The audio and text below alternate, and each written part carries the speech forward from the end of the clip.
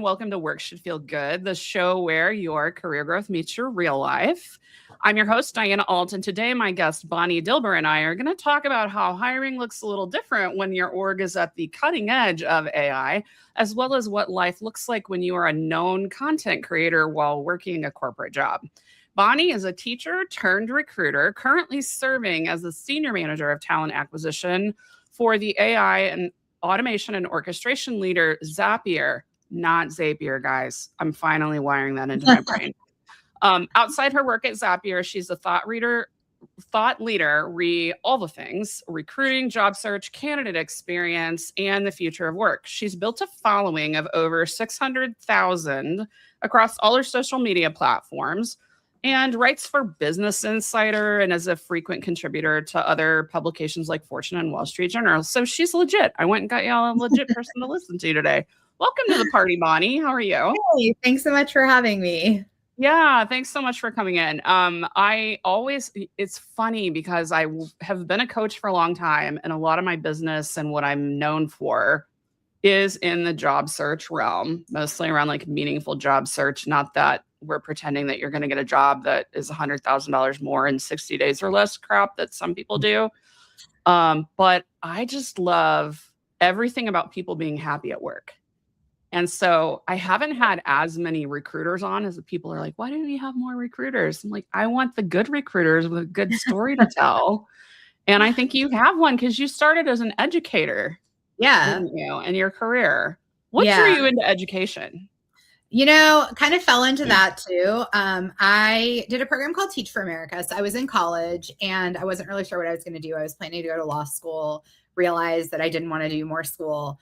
And so I did an internship with a financial planning firm and realized I did not want to work an office job either. And so then I found out about Teach for America, which was a program for people who didn't necessarily intend to work in education, but was trying to bring some non-traditional profiles of folks that had strong like leadership potential into education, get in low-income communities, like give them kind of access to what's happening in these areas that then might inform the career choices that they made in the future.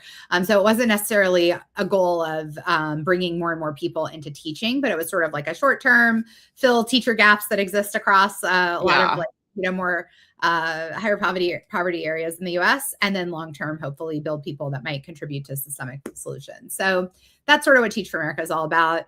So I thought that sounded pretty cool. I was a sociology and women's studies major. I cared about like social justice issues. So applied for that. It was the only job I applied for. Well, I applied for two. I also applied to drive the Wienermobile, but that didn't work out. So Teach for America You're still young. So I hope you go back and apply to drive the Wienermobile when you retire. That would be a hell of a story. So we'll see if they would take me. It's a good thing it didn't work out. I'm a terrible driver. So yeah, I moved to Houston, Texas, taught for several years, and then actually worked for Teach for America for many years on kind of the program management side, and then eventually my favorite part was always like building my own team as a manager. So that's kind of what led me into recruiting. I had a client that left. She was an assistant principal at a high school. Yeah. And she exited that role and decided like she didn't want to completely not touch education anymore. And she went to work as, experienced teacher and administrator for Teach for America in Kansas City, which was awesome. Very cool. So what did you teach? What did you teach? I taught kindergarten, I taught third grade, and then I taught 8th grade English. Which was your favorite? Third grade and 8th grade English. I loved both of those for different reasons. Third grade is, a great age. Like I love third graders in general. It's a good age of they still like you. Yeah. They still like you. They're still kids, but they have a lot of independence and, but 8th grade, like I love reading.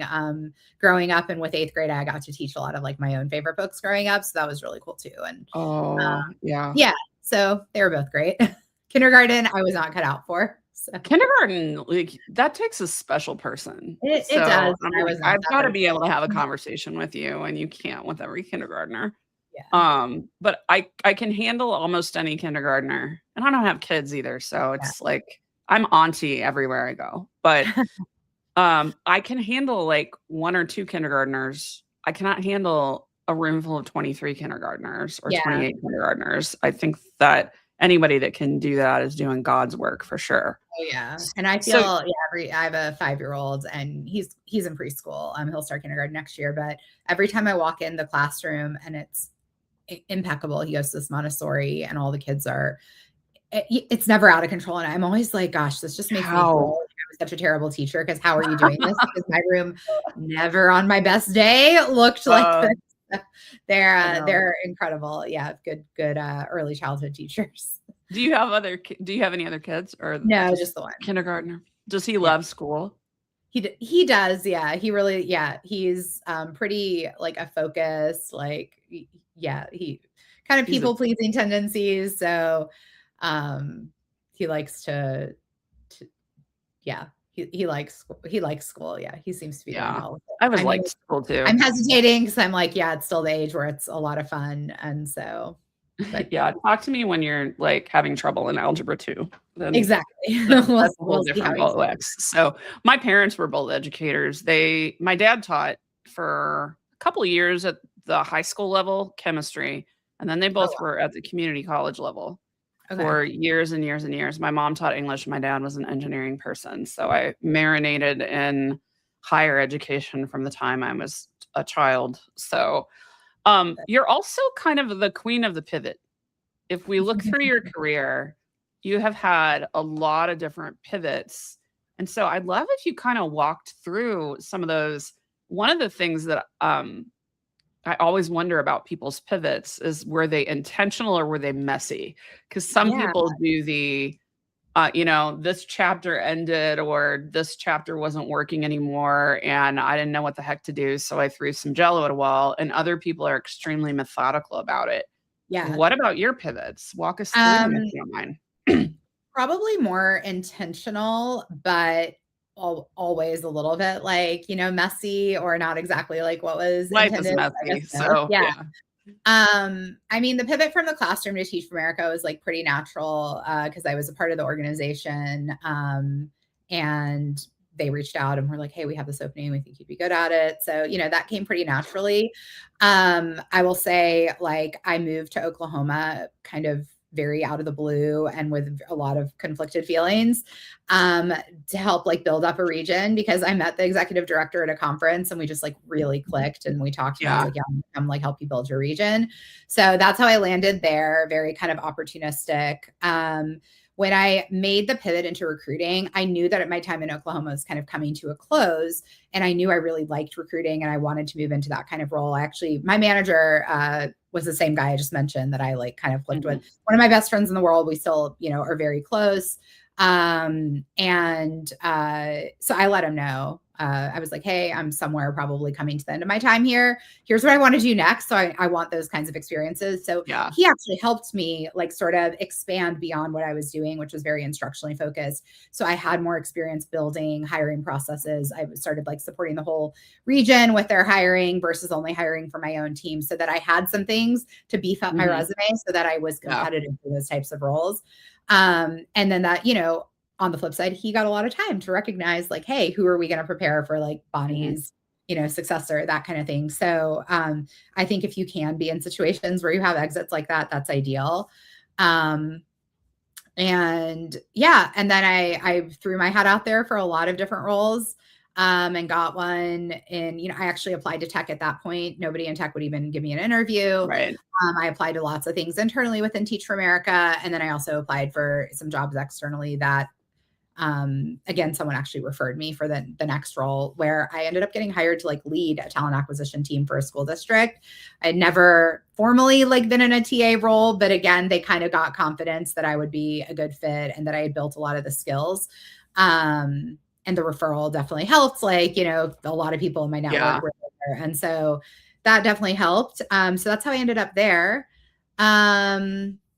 And then I really kind of burned out. That's probably the first time that I really left a job where I was like, I'm totally burned out. I had applied for some things. I had an offer. I knew it wasn't the right offer for me. So I kind of declined it, but said, hey, I'd be happy to come on for a few months and be a, oh, you're good. I was like trying to pull something up because I was going to look at it. And then, yeah, I told them like doing, but I believe in high content quality, low to moderate production value. So, okay, that's kind of my approach on content as well. Like, just talk at the Don't make it stream. hard. Don't make it hard. People think it's not genuine. So, so yeah, I'm sorry. We kind of went sideways when you were talking about your experience with burning out. So, what did you feel the most burned out in that stage of your career? So, one, I had been like go, high growth for over a decade now. You know, like in my job with Idea Public Schools, I was traveling all the time. So I was pretty much every week I was somewhere else. I think I had counted, I was taking like, 120 flights a year or something crazy. Like it was just nonstop somewhere or another. And yeah, so I was just tired. And there were just things about the kind of job and like organization that no longer felt like a cultural fit for me either. And probably were never the right fit, but it was like enough that I could kind of like work through it. But anyway, I just felt like, hey, this just is not for me. So yeah, I left and kind of told this company like, hey, I'll come on and like do this job like on a kind of short-term consulting basis. And they said yes, because they were desperate. And so that kind of unlocked about a year that I spent actually doing consulting work. And that was like an amazing year. And I could have focused on when you did consulting. Was it TA or was it other things? Yeah, it was mostly TA, but I did try to get my hands into some other things. So I helped with like building out new hire kind of onboarding processes. And I helped a company through like a reorg and all the comms plans around their reorg and things like that. And I actually did kind of like fractional. I was an interim chief people officer about 30 hours a week for this organization in Chicago. And I got to go to Chicago. It was beautiful all summer. And so it was like great to go and spend time there, staying in hotels, eating at nice restaurants. I love Chicago. So yeah, I kind of had like this great, I also did some sales, like business development for an ed tech startup that someone I had worked with previously was building, just because I had this idea that I might go into tech sales. I mean, I was like, I don't know what's next for me. I want to get my hands into everything. And so I really like did a bunch of stuff over the course of that year. I love this though, because let me tell you what you did. I don't know if you meant to do this or not, but the thing that I talk to people about a lot is like, I find the over focus on title that people have to be aggravating, both from just it needs to perfectly match the people that have done stuff that was like clearly project management, for example. And then they won't even try to apply because they'll be, well, I wasn't a project manager. I'm like, I know they called you operations leader, but you really were a project manager for the last 8 years. That kind of stuff is an issue. Yeah. And like half the titles didn't exist. We see all these titles that didn't exist 5 years ago. Yeah. You did skill acquisition though. And that's what I talk to people a lot about, especially some of my clients that want to explore consulting. You know, they have expertise they gained in corporate. Most of the people work in tech. Of my clients, I'm like, go figure out what skill you need to do the next thing, and maybe the next thing after that. So in my case, way to get it. And I know. And my thing that I wish that I would have done even a year or two of in a corporate setting was worked in marketing. Yeah. Because when I left, and I didn't really know that I was my exit from corporate to work full time for myself was not super planned. Okay. If it had been, I might have done something different. But if I was going back and doing it again, I would probably, even if I had to take a step back and a pay cut, go embed myself in a marketing team. Yeah. That's to learn stuff. Because when I was in product management, I was orbiting marketing. Yeah. And I wish that I would have gotten a little bit deeper into that, because that's 80% of any business is marketing. Yeah. So, and when you're the solopreneur, that means 80% of your life is marketing. Yeah. So. And that was actually the main thing that drove me back into a full-time role, when one kind of like landed in my lap, but was that I was like, gosh, what am I going to do when I want to take a vacation and suddenly I'm not getting paid? And like, or when this contract runs out, I have to go find another one. And like pretty much the whole time, everything was landing in my lap, because I think I've just always naturally sort of built networks or kept in touch with people, that kind of thing. So I was just sort of like, hey, I'm looking for something, or, what are you up to? And they'd say, oh, you could be good for this. And things were kind of just landing in my lap pretty naturally. But I was like, what happens if that dries up? I don't have any sort of branding or business development plan, or I don't have anything. And so that was like actually part of what landed me back in a full-time role. But yeah, I think like that SDR type role or BDR, whatever you call it, that I was doing, $35 an hour. Like that was significantly less than what I was making in like, my full-time role or my fractional, like, HR leadership type roles. But it was worth it to me because I'm like, it's not about the money. It's about now I have something I can add to my resume that says I've actually been an SDR. And if I wanted to make that pivot, I now have a title I can add to my resume. Yeah. Well, and the thing people don't realize about recruiting, I have learned to use a CRM, like, you know your CRM. But recruitment is pipeline management. Yeah. And there's a ton of overlap, but like sometimes it's also, people do are goal oriented. So it reminds me of, Liam Darmody, right? Mm-hmm. Do you know Liam? Yeah. He's done all of this personal branding content and all this stuff on LinkedIn. And I told him a couple of years ago, like, wait, you were in sales operations?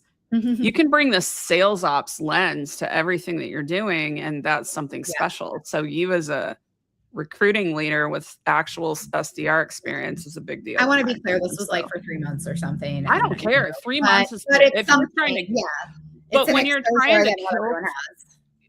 trying to kill something and bring it home, even if it's just for 3 months, the whole mindset behind that is so different than a lot of the roles that most people that get into the recruiting field are in, because they're in operations, they're in HR, they're barely, they're not even in the bonus comp program in a lot of companies. Yeah. So that's very cool.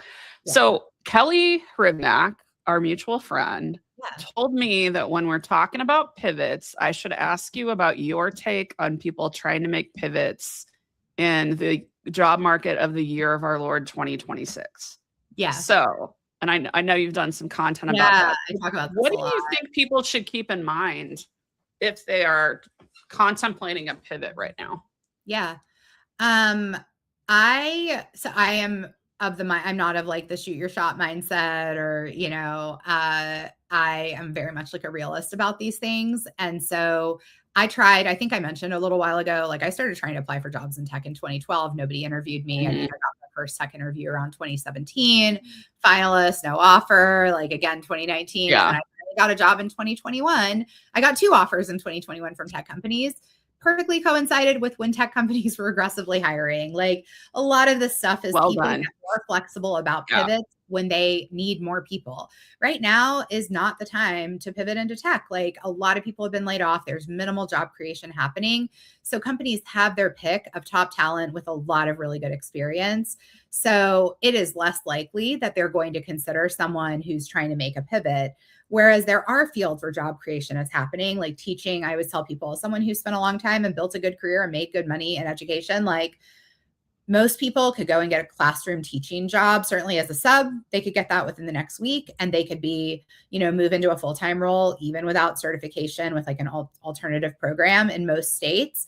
Within a few months, they might just have to take a class. They may just have to enroll in a program. So that's a field worth pivoting into. Things in healthcare, construction right now, I believe is like, still hiring, various social assistants, like nonprofits, like areas like that. So there are places where job creation is happening. And my recommendation to people is if you want to make a career pivot, it should more be into the fields where people are, where they need more talent than they have, not into fields that, certainly do not look for remote jobs. Like remote companies have their pick of people across an entire country or globally. Look in your local community. And if a job has to be in your area, then they're more likely to be flexible because they're limited by the people who live in your community. You also have more of an opportunity to actually get in a room with somebody, right? Whether it's that you invite them to coffee because someone introduced you, or you just happen to sit next to an assistant principal at your kid's 7th grade soccer game or something like that. There's more opportunity for that. My take is not terribly different than yours. Yeah. So I feel like in when I talk to people about their job search strategy, a Yeah. lot of times I talk to them about A, B, and C opportunity. I'm like, take any opportunity you're looking at and kind of tier them.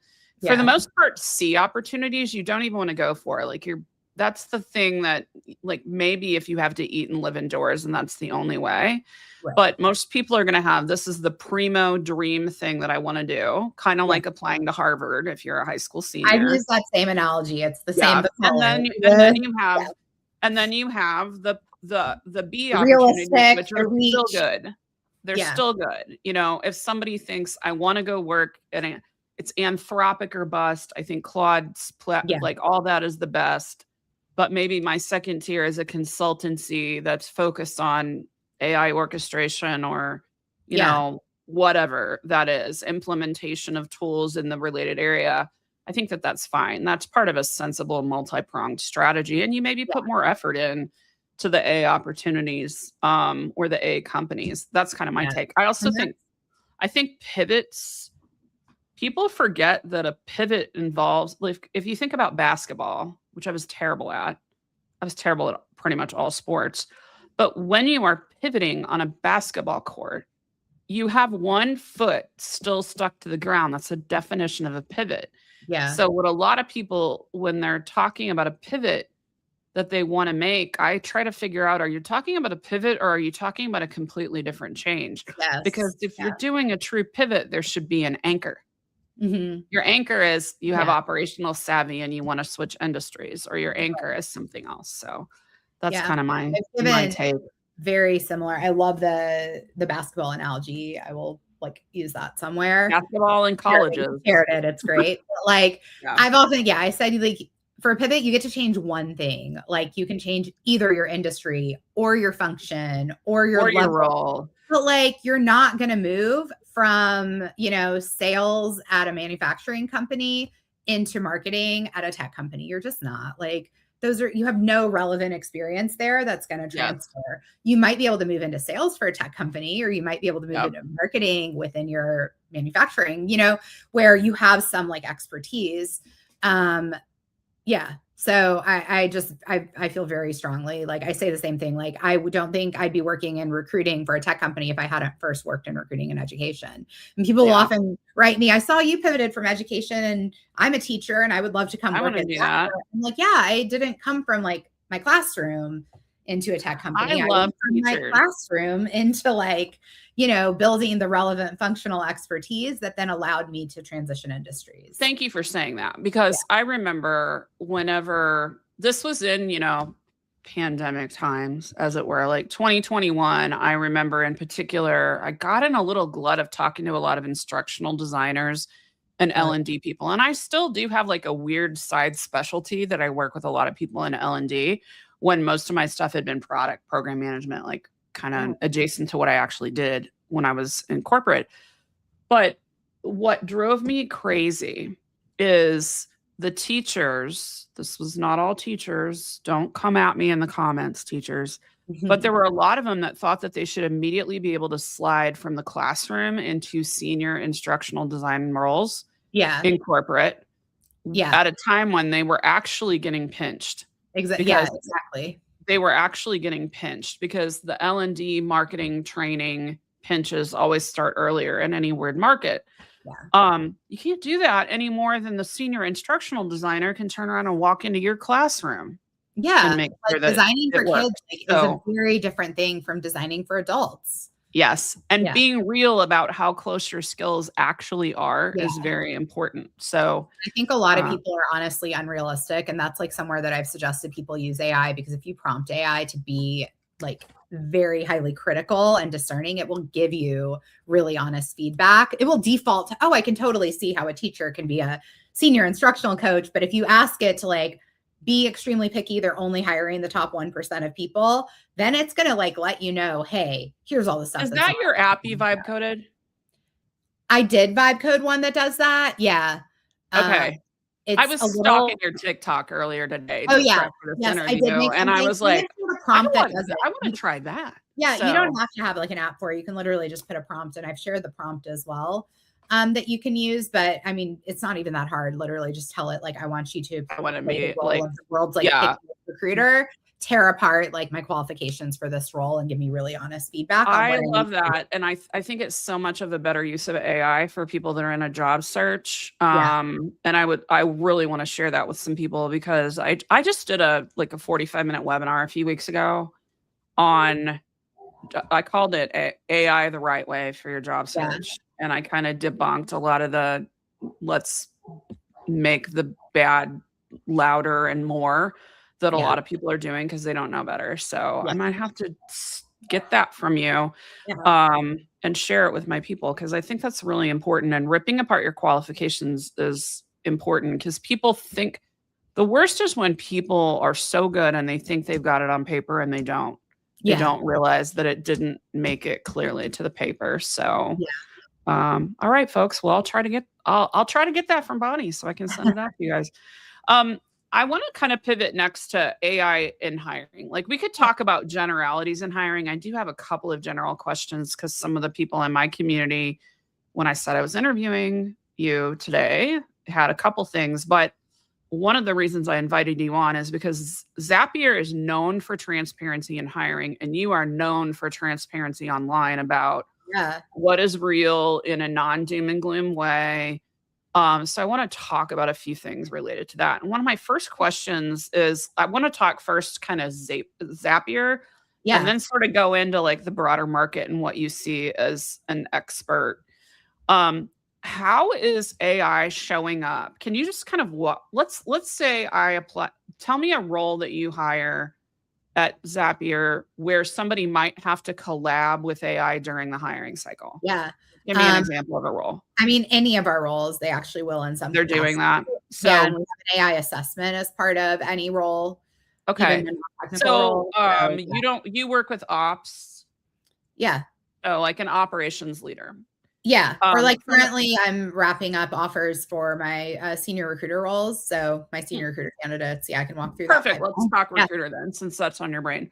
So from the time that a role is a twinkle in your eye or a twinkle in your boss's eye, whoever is making that decision, to the time an offer happens, can you quickly walk us through some of the points where AI shows up? And I'm interested in for your workflow and also what the candidate sees. Yeah. So for us, like behind the scenes, we might use AI. I'm saying might because it just kind of depends on like the role and the hiring manager, but AI is probably used at some point in the creation of, you know, the job description and questions, like whether it's doing, we have like a one that checks for biased language and adjusts those, you know, so things like that.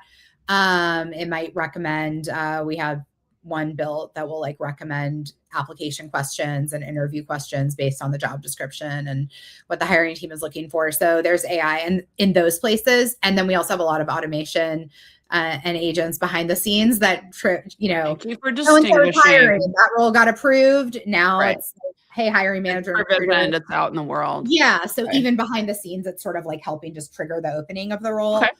Once the role is posted, there won't necessarily be an AI interaction on the in the application, but people will have to speak to their like AI experience on their application. And then for some of our roles, including the recruiter role I recently hired, I used an agentic recruiter screener that we're piloting, and you know, got like pretty good feedback. Most people enjoy the experience. I think it's something people are really afraid of. And I was transparent. Was like, I'm asking you to do this because it's a technology that we have. And I want you to like have exposure to it because I want you to experience what we're going to do to people. Yeah, if you were to work here, like you might be using this tool. Eat your dog food. I want you to know what it is. And so anyway, so they, you know, not every applicant, but maybe about 10%, you know, a percent. I was just going to ask you, how did that screener, how is that changing how many people end up having that first contact with your company? Yeah.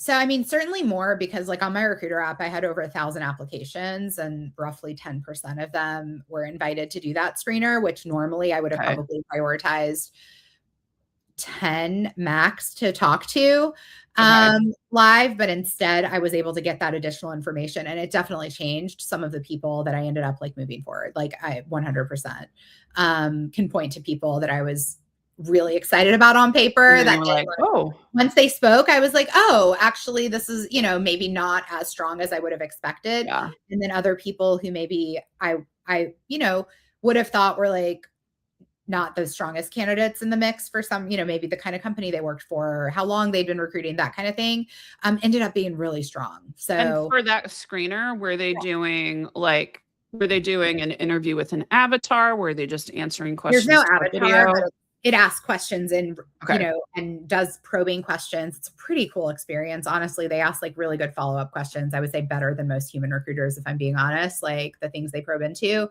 and really gets like good information. So Great. So Yeah. what happens then? Let's say I pass that. yeah, then there's not any major points that they're going to interact with AI after that in the hiring process, other than there's always like an AI skills assessment at some point where they're going to be answering questions about their AI use. They might be presenting something they've done with AI, that kind of thing. Behind the scenes, we don't have any sort of like AI that reviews resumes. And again, I hear a lot about this, but like Now, I Bonnie, don't know what technology people are using when they claim this is happening. I just can't point to a tool. But I do have 80% of people are never seen by a human, Bonnie. That is a statistical fact. I haven't seen it yet, but I know. we do have like an AI powered search. So you can basically tell it in natural language. Can you pull out the people who have 5+ years of experience, and who have worked at least 3 years at a tech company, or that have been in a marketing role or whatever? You can kind of natural language and it will search that pipeline and bring those candidates. The thing is that we all know that it's not like perfectly accurate. And that's why I wouldn't say, oh, okay, great. Let's like, but that step's not fundamentally different than what you've been doing since for many years with Boolean, right? Exactly. It's literally the exact same thing. It's easier. Okay. Yeah. It's just natural language instead of setting up a Boolean search string. Okay.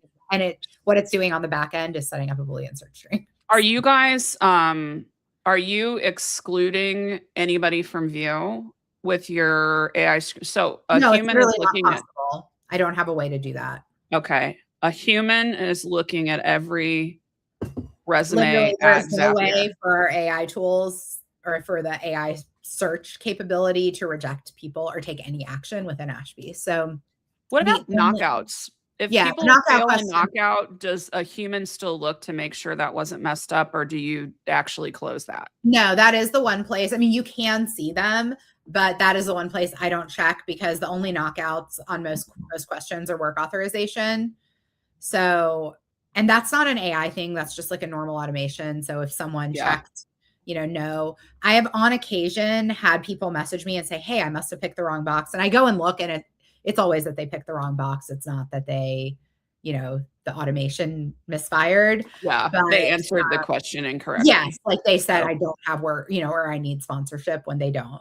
So anyway, I've had that happen a handful of times, but for the most part, I don't look at the knockouts, but it's also a very tiny number of people. So okay, cool. Do you have anything? So we talked about, you go through from the time they get really into the regular interviewing cycle, the only touch with AI is your skills assessment. What about after that? So when they're getting into final round, they've jumped over the I know enough AI that I'm still under consideration hurdle. Is there anything on the back end where you're using AI? No, I'm trying to think. I mean, some recruiters might be using AI to help like draft communications or something. I don't know. Most I mean, that's we're drafting our grocery list. Yeah, and I mean, to me, I'm like, I have templates for everything, so I'm not like drafting fresh communications. So I don't need AI for that. But I'm trying to think. Behind the scenes, we're piloting something that our team built for reference checks right now that will kind of go through all the notes and surface things to ask in the reference check process. So, there's things like that we have, but yeah, it's not anything. What are you liking most about it and disliking most about, like, because you've been at Zapier long enough that 2021, like you've watched the explosion, right? Yeah. So what are some of the things that you are liking the most and the most frustrated by About in AI or processes, about your hiring process that has leveraged now AI and automations. I'm using that interchangeably, even though we shouldn't. I we've had historically, I think, a hiring process that I generally like. So, and I don't know that I can say that AI has like significantly solved for anything one way or another. I do think it will. I actually am of the mindset that once we do have strong AI features to review resumes, surface applications, like I honestly think that is going to be better for people. I think AI is better and has the potential to be less biased than humans. And certainly to get through a much larger volume more efficiently so that every applicant gets equal consideration. Because the reality is, like, for a lot of processes, if you're applicant 800, you just may miss out only because you were applicant number 800 instead of applicant number 8. And so they're like, we've got enough people to interview. I don't need to talk to this person. And I think those are the kinds of problems that AI can actually solve for recruiting teams. So I'm excited about that. We're not there yet, but I am excited for the day we get there. I think that one of the things I find myself wondering if it's going to happen is, you having been in the academic world, and then also in government world, there's a lot of, and we're opening the applications on this day and we're closing the applications on this day, whereas the private sector mostly doesn't do that. I find myself wondering if the private sector should consider that. And that is actually how I did my recruiter process, because did you? I knew I was going to get a lot of applications, like, just because recruiter jobs are pretty hot, like especially remote recruiter jobs. So it's like, I know I'm going to have crazy app volume here. So I said, I'm leaving this application from this date to this date. I will be reviewing them between these days. And then I let them know about that agentic screener. And I was like, people who meet all the qualifications are going to be invited to do this screener to add extra information to their application. And you'll get a status update by this date. Like, I mapped that out. That was in the application. And I did that specifically because I did not want to do the thing where the earliest applicants got an advantage. Or the latest. Yeah. Or the latest. Or the latest is, if you have it set where those are the ones that pop up, or I don't know. So I was just like, you can submit it anytime in this window. But that was how I did mine. Yeah. Thank you for sharing that. So you guys, everybody knows who your company is, whether they use it or not. So you are like a hot, you might not be Meta or Google, but you're a pretty hot known brand. Have you found that you need to put friction at the front of the process? Like, there's a lot of conversation about that online. Yeah. We get 2,000. We need to put some friction on the front of the process. What have y'all done with that? Well, what's interesting is Zapier has always done like application questions. That's nothing new. When I applied, I had application questions. I had to do like a little mini skill for certain roles where, like, hey, build a Zap, like any Zap, or, just build a Zap that does this simple thing. Show us like some level of skill for this role. So that is not anything new for us. We've continued to do that. We do have a handful of roles where they've been testing out, like asking people to record a short video responding to a question. Part of that's been in response to fraudulent stuff. Yeah. A lot of people don't do it. They're not disqualifying, but it's sort of like, if people do it, it kind of helps. Like, but there's a lot of different mixed feelings on that. I think that's an area where the agentic screeners really help, because at least it's a little more structured than a random, do your own video at home type thing. So anyway, there's different things that people are testing, because we do still get the high app volume, but at least the questions give us a little bit more to narrow the field by than only, resumes. Yeah, it's such an interesting thing, thinking about the friction at the front, because there are one of the things that I have a couple of family members with autism. And so like the neuro spiciness and some of the things that people think are either good friction or like a lot of the different asynchronous interview tools have been incredibly problematic for people that are in those communities. They are the neurospicy, or English as a second language is another issue as well. To what I assume that you guys are really looking hard at that whenever you are building these tools. How Yeah. has that impacted what you're doing in developing hiring processes? Um, you know, I mean, one of the things is like people can request accommodations, and also all of these things right now are optional and we don't hold them against people. So it's been like, hey, if you're not able to do this or you prefer not to, like, then we'll set you up with like a human recruiter, or, Okay. if like your application meets like certain criteria or whatever. Yeah. So I think those things give some flexibility.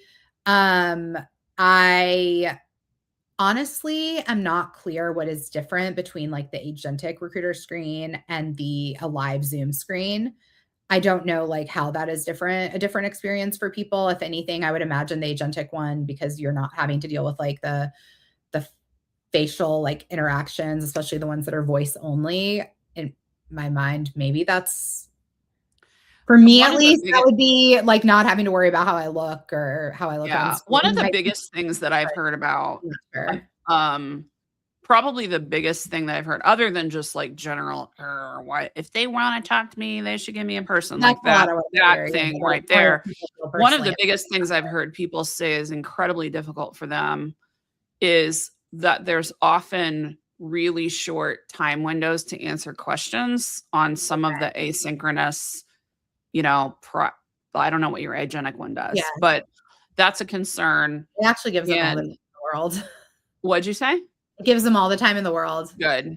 That's Yeah. actually wonderful because, you got to compose yourself. There's So, people on the same interview that their total interview time will be 45 minutes, and there's people who it'll be like 8 minutes. So, responding, because some people let just it hammer through the questions, and let it we straight found out. some Yeah. people tend to talk a lot more because they can.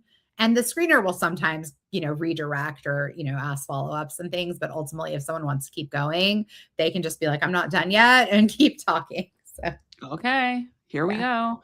Great. What are you seeing more broadly in the market? What are it feels like, at least because you're transparent online about what your company is doing, it feels like you're on the front end of some of the better processes for Yeah. this that actually serve a good candidate experience. What else are you seeing in the Yeah. market? What are candidates fearing Yeah. that they I should mean, not be fearing? yeah, I think part of it is that people continually, with all of these things, they think that it's like my options are, I could have been talking to a human, but instead I'm talking to this like AI, or I'm doing this one-way interview, and that's not right. I should have gotten to talk to a person. The reality is that the choice on them was probably a rejection or an opportunity to sell themselves. Because candidates, like, for most processes, it's not like every candidate has to go through the agentic screener. It's like some candidates are going to go through a normal process, talk to the recruiter, and then it might be like, hey, we've got these other like 20 people who normally we would have rejected, but probably have some potential. Let's learn a little bit more and see what's there. It's like that sort of Okay. thing. But I think Got what a it. lot of people feel is that they're being like, a human has chosen not to like engage with them, and instead is asking a machine. And that feels like more offensive. Whereas I wish that it was like clearer to people. Often it's like you could have been rejected, but they thought, let's like give Yeah. them a Well, shot. you just said Yeah. you screened 10x the people that you would have 5 years ago Yeah. And on mine, I in your had process. everyone do it, not just the people. I didn't have just because again, I wanted that exposure for people, since I know it's a Mhm. newer technology. Like, I didn't do the top people are going to talk to me, and the second tier are going to Yeah, do you it. just did the Everyone. second step for Yeah. everybody is the screener. Okay. Yeah, but for a lot of roles and a lot of companies, it's more of like your top tier no-brainers are just going to go to the recruiter. But your next group, where it's like, I might have gotten in the past, it might have been like, if none of this first group pans out, I'll go to this next group. Now they'll say this next group can go to the AI, and then the AI will like give me some feedback or insight on them that will help me decide who to prioritize next. Okay. That kind of thing. So that's one thing I would say. I think people also have this like belief that these systems are going to make processes like more biased or work against them. And, I think there's just a lot of like not really understanding how like agentic, and generative AI works, which is actually that it can cut through a lot more. Like a human recruiter who has 8 seconds or 10 seconds for each resume when they've got 1,000 apps is just going to be like, is the title and the company matching what I'm looking for? And if the answer is no, if it's a little bit of a non-traditional profile, they're just going to reject and move on because they just don't have time to process all the information. AI does. Like AI can actually look across and say the titles don't match up. This person's been an operations coordinator, but when I look at everything they've done, these projects really line up with this job description. Let me move them forward. Even if the title doesn't match up. And I've tested this with so many like resumes, like I'm, just because I'm always curious. That it's actually working. Yes, I've like done this, and I watch AI be like, actually, this could be a really great candidate, and I'm like, really, I would have rejected them. But thank you for letting me know. I appreciate that. So yeah, so like, so I honestly do believe that like AI is going to give a lot more opportunity and broaden pools more than it is going to narrow. But I think the fear is the opposite. I know that a lot of people, when they say that they're concerned about bias, the thing is, well, these humans programmed it, plus there's the black box aspect. Yeah. So how can I trust that the biased humans that made a black box that I can't see inside are not creating something biased? Yeah. And that's going to be the question. It's really legitimate. I mean, Yeah. AI is absolutely going to inherit the biases of the humans that code it. I think what AI can do a little bit better is like, if you ask AI, like what biases it has, it like is much more self-aware than a human. Yeah. It's like, wait, these are my, like when it drew me as a man, I asked it to draw a picture of me and it drew a man. And but even though I knew that it knew that I'm a woman, and when I asked it, it was like, oh yeah, I think about people who work in tech as like men. Of course I know you're a woman, and it like redrew me, but it was just like, it's like what? Yep. Yes, the biases are in there, and like at least you can guard against them, and you can't. It's a lot harder to look the senior vice president or it's harder for you to look the COO in the face and say, "Are you sure that you're not being biased when you're choosing your finalists for this SVP role?" Where you can ask your LLM of choice some of those questions. Yeah. A little bit more of a general question, not specifically about AI, that came up when I asked the internet, what should I ask Bonnie, is actually around referrals. Yeah. So there's all this narrative around, well, you just need to network more and you just need to get a referral. And I have so many feelings about it, in part because I'm part of the Women in Product Facebook group, which is a great group. I spent years in product management. Now I sometimes coach product managers. And people will literally post an anonymous message in this group of like 38,000 people saying, can I get a referral into Zapier? Yeah. Who will refer me to Zapier? I'm like, you could be an axe murderer. Like, I'm not referring you anywhere. So I think people just don't think about referrals right. What is the right way? What is the right way to think about getting attention via an effective referral, and also getting attention if you don't have a close relationship with someone inside the company? Yeah. I mean, one, I think referrals are really meaningful, but I think a lot of recruiting teams have put guardrails in place because of that. Like, we don't treat all referrals the same. Nor should you. Exactly. Like, if you'd never worked with this person, or you're like, I just met with them on LinkedIn and they seemed cool, that's a random applicant that you're just trying to get paid for. Yeah. You're trying to get paid $2,500. And it's still great that you brought them to the table. It's still good for us to know they came through your network. Like, I drive a crazy number of referrals to Zapier, and I do use like a referral link that shows they came through my network. It's on Linktree. It's on your Linktree. Right? Exactly. But it doesn't mean we look at it internally as like Bonnie's referral. That must mean Bonnie's vouching for them. We have a separate form you have to fill out if you're actually like vouching for someone. And I think a lot of companies have things like that, or they give people, you can do 10 referrals a year, that sort of thing. So that it's really like you have to be limited in when you're putting your name behind someone. And all referrals are not created equal. I do think people their first move should be tapping actual, like their real networks, people they've worked with, like people they know through school, through networking groups, like people they have real interactions with. Then your next tier is like, where can you build relationships through? I think at the beginning of this, you might have said something about like going to a coffee shop, or it might be like you start going to co-working spaces where people from companies you're interested in go leave your house, put on pants. Yeah, go start working from a coffee shop in your neighborhood, or go drive to a neighborhood where there's a lot of like companies you might want to work for, and like work from those areas. So you start meeting people, and that kind of stuff. Like, but you have to like actually build the networks in meaningful ways. Having a link that you apply through, that's not going to really mean anything to a company. I had people contact me saying I was a referral and I didn't get an interview. No one said referrals get interviews. Like we get thousands of referrals, like, you know, because referrals are more about like marketing the role right at this point than they are like, it's more about figuring out what channel that they should even spend time posting things to and whatnot. So let's say you don't have a referral and you're this person and you're staring at this operations coordinator role or whatever it is. I think I have the talent and I think I have the experience to work at Zapier. I know nobody. 783 people are going to apply for this job. What is the best way, other than having a resume that's clear? What, if anything, is the best way to improve your chances? I think realistically, you need to go like really above and beyond what the typical person is doing. And what most people will do at most is like they'll contact a hiring manager or recruiter and say, I'll just apply to this role. It interests me because it's at the intersection of operations and project, you know, something like that. Some generic template. You might need to do, you know, I'm just going to like throw out examples. I know these people don't like, but like record a video where you're talking through, this is what I saw. Here's like what I've done. Here's why it's like such a perfect fit for me. That shows like I've really researched the company.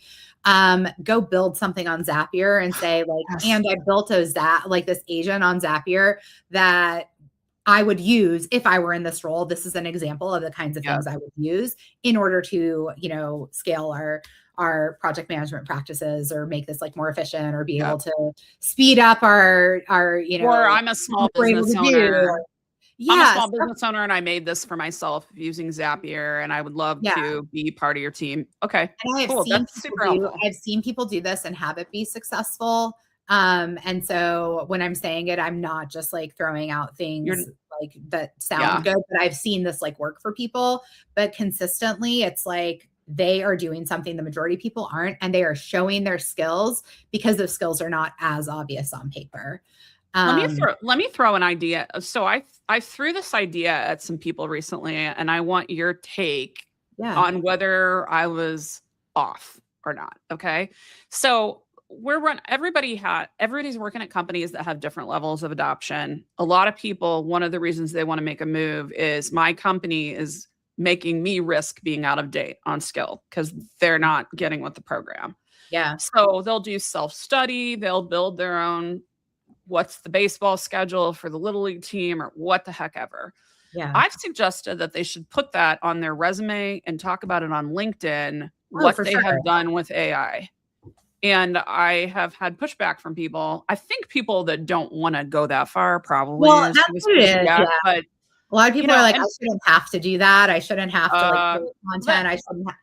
And it's like, well, then don't. But someone else is. Can I get salty about that? Sure. I feel the same way about that as I do about the people that work in non-client facing roles. They get mad because they're like, this isn't just about who has the best skill. It's who's the best interviewer.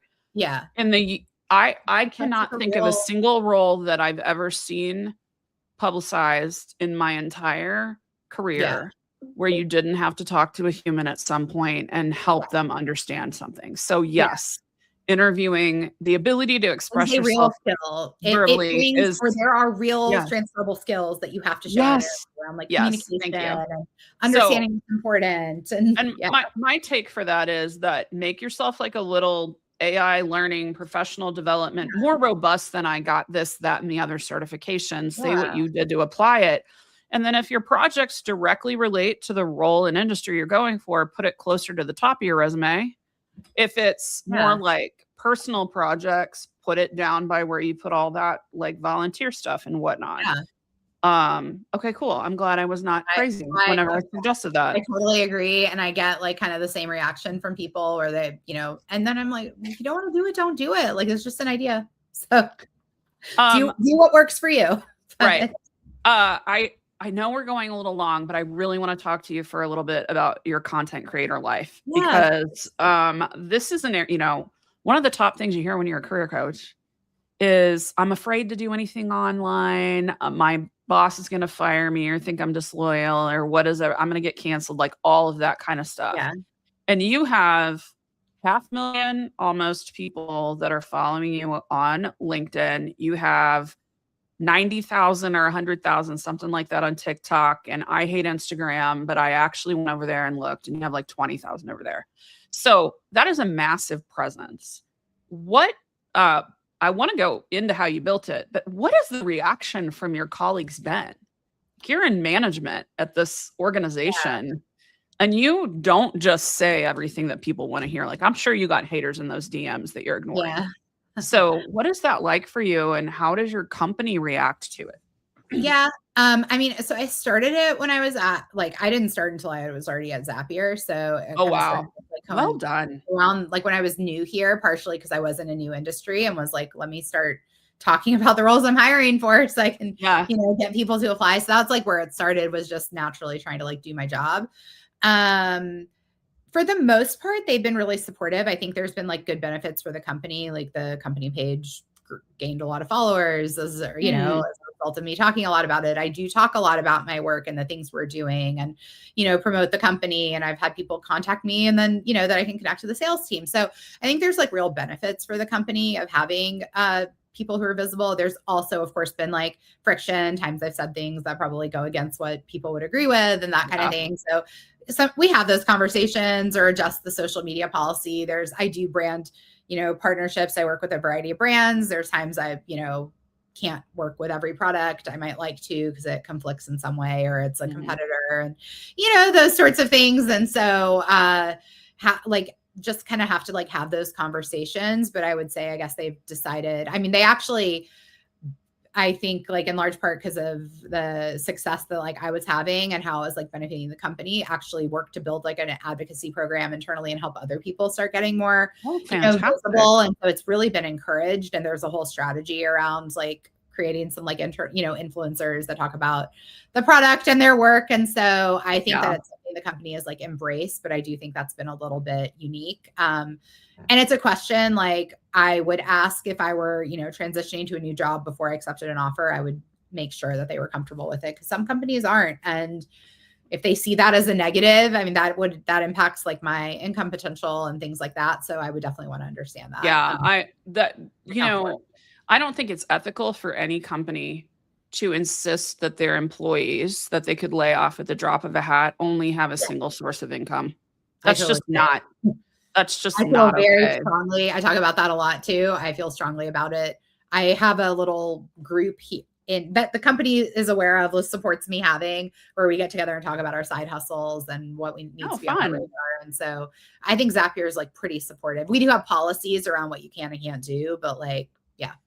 What are some of is it mostly you can't do anything competitive, or are there other guidelines? You know, there's stuff like certain topics that we should kind of talk about or not talk about, like politics or legality of certain, you know, thing. I mean, just minor. Don't pretend you're a lawyer when you're not a lawyer. That sort of thing. Like, yeah, I mean, that kind of stuff, like, you know, to just be like careful around those things. Don't like promote or speak negatively about competitor products, stuff that's probably like mostly common sense, honestly. Okay. That's great. When did you first realize, oh my God, I have a lot of people, like people are starting to notice what I'm doing. Yeah. Maybe the real question is, when did you start getting haters in the inbox? I don't get as many as you would think, honestly. I get very few, like once every other month or something. Where I have congratulations. Things. It's honestly, I don't either, but I also have 40. Maybe there's more that I'm not seeing. Maybe, you know, filters, they go into the other inbox. I don't know. So I don't get too much negative, honestly, you know, comments and posts, but I think anyone that does social media stuff needs to have a thick skin, or I am like, not only do I have a thick skin or I'm unbothered, but I actually find it like funny and slightly enjoyable to have trolls. I would love to just argue with trolls all day. I get a lot of like joy from that. I'm sure this is an unhealthy thing. No, I love it. I think I'm like built for that life. I had it was like 3 years ago or so. Yeah. I had a post on LinkedIn that actually I had posted 2 or 3 other times. I just repeated it and tweaked it a little bit, like 6 or 12 months apart. And I posted it automatically using a scheduler even. And then I was in a car driving from Kansas City to Nashville for a conference. And I stop in the middle of the nowhere to pee. And I look at my phone and there's a bazillion notifications on LinkedIn. And basically the post was, in a nutshell, the recruiter doesn't work for you, talking about Yeah. agency recruiters. And it's the money trail, right? I've posted Yeah. this before and got 600 views on it, or, Yeah. 1,500 views, something like that. I have like 12K on LinkedIn now, and I had less then. But that was enlightening because it got like 500,000 or 600,000 views. It's the biggest post I've ever had there. About 30% of the people in the comments didn't like it. Yeah. And I spent a lot of time responding. A lot of people just don't like the truth. Yeah. But when I was driving across the country, I was like, oh my, there was one Do area anything of it. about this. I'm like, what have I done to myself? I'm about to go speak at a conference. But by the time I got to Nashville and I was going to an entrepreneurs conference and I told them about it, and you're like, man, if anybody's hateful in the comments, somebody said, if anybody's hateful in the comments, just thank them for the engagement. Yeah. And I was like, all right, that is a reframe beyond all reframes. There was one area where, there was an area that I communicated poorly. So I made like a thing the next week to address it.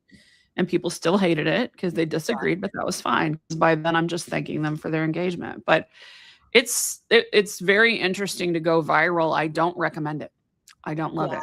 It's funny that what I like, my two thoughts on it are like, one, it's engagement.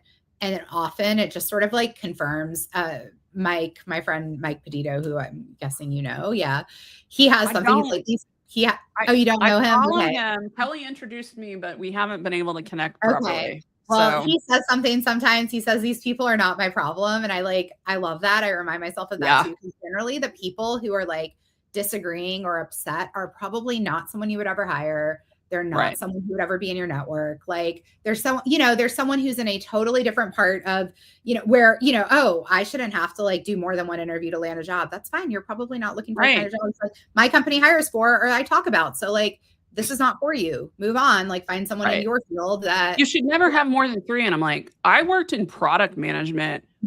That is the center of a very complex spoke of stakeholders. I want to talk to somebody from I want to talk to them too as a candidate. As a candidate, I want to. When did you start monetizing? How did that happen? Because I know that you do brand deals, because I stalked your link tree and you just mentioned it. Like what has the evolution of that been? So, I started doing them because a company reached out to me and was like, hey, we work with, creators. Are you interested in? I was like, sure. So, that was the first one I did. And I think like once you do one, more companies start realizing like, oh, that's something that you could do. Or I had other, started like connecting with other creators that kind of worked with brands and we would like recommend each other to companies, that kind of thing. So, and then I found like, there's a couple of different platforms, but the one I use is like Passion Fruit, where you can make a little profile and then companies in their network can come look for you, that kind of thing. And then the more you do them, then the more like people, I was really excited to look at your stuff. Because it's all been inbound. I've literally really haven't had to do any like outbound or work to like get them. If I were unemployed, I would, but like, I just don't have the capacity for that. Well, for whatever reason, recently, and I think it's because brands are really looking for UGC, or user generated content, for those not familiar with the term, from people that are 50 plus. And I'm 51. So like, 6 or 9, when my FYP figured out that I was over 50, I started seeing more about UGC. And so that's one of the reasons why I went down your rabbit hole. Cause I'm like, I don't want to like hawk Post-it notes and cakes, like nip slip, whatever those are. But I do like the idea of products that I would actually use or am actually using. So that's why I climbed all over your Passion Fruit. Is that what you said? Passion Fruit's like the platform that I'm on where make like, profile. Look at this great profile that I can model if I decide I want to go down that path. So But it's a real thing that people, based on your audience size and engagement, you can offer to do a thing and charge money for the thing. Yeah. So your biggest following is on LinkedIn. And what I saw is that is the highest price for a brand deal. And then your lower ones, of course, you charge less for the platforms where you have less. Yeah. It's not Actually, that hard. I forgot that I had prices on there. I should go check them. You do. Go check and update them because I probably haven't changed them. You probably year, so. You have more. Your followers are out of date. Your follower numbers are out of date. I noticed that when I was looking last night. So go get that money. I'm terrible at updating these things. So I understand. You don't need it. It's nice to have money. It's basically nice to have money. Do you do YouTube? Are you on YouTube? I actually did make a YouTube, and every now and then I would put like things on shorts from just my TikToks. I've been doing that. I've started the podcast. A higher production quality than what I'm willing to do right now. What is actually very interesting is I rejected the idea of doing more with YouTube a while ago just because it seemed like it needed more production value, and now lower production value is playing better on YouTube than it was 3 years ago. Yes, because a lot of the people that are doing AI videos are making them look super produced. And when you and I just go and talk, it looks more authentic. So basically, I just have to do the same content, but like long ways instead of short ways. Just go do what Amy Miller's doing. I haven't even looked at what she's doing. Amy basically just gets on YouTube, does a 10-minute video about something. Okay. And will draw on a whiteboard, and it's just her sitting in her office. And, is she Mr. Beast? No, but she does really high quality content. So, cool. That's another good one. Well, thank you so much. There's one other question I had that I ask everybody, which is, what is the worst career advice you've ever received? That's a good question. It's like to never ever always make sure you're like moving up. Like it always has to be a promotion. It always has to be more money. Yeah. I think that's terrible advice. Careers are just not like linear like that. And I think you probably limit yourself in a lot of ways. And I actually took a small pay cut when I came to Zapier, because I came into Zapier from like leading a recruiting team to an IC, my first like IC role, honestly. And since I've been a teacher. Years. And so it was about a lateral pay move, I guess, not more. There was like bonus and stuff. So I guess it would have total rewards been more, but my manager left 6 weeks in and I got her job. So I got a giant raise shortly after joining. And had I not been willing to take like a $3,000 pay cut on my base salary or whatever it was, I wouldn't be like where I am today. Right. And so, that kind of stuff. I think people limit themselves. If like you feel like your next move always has to be something bigger, there's a lot of different ways to find growth. Well, you are helping an insane number of people, both at your day job, leading your team, working with candidates, creating a good process, and you're helping even more by being transparent about hiring. Bonnie, thank you so much for coming on Work Shift Feels Good. This was amazing. Bonnie has a newsletter that you can follow, and all her socials and everything will be in the show notes for the episode. On YouTube or Spotify, Apple, all the places. So have a great day, everyone. You too. Thanks.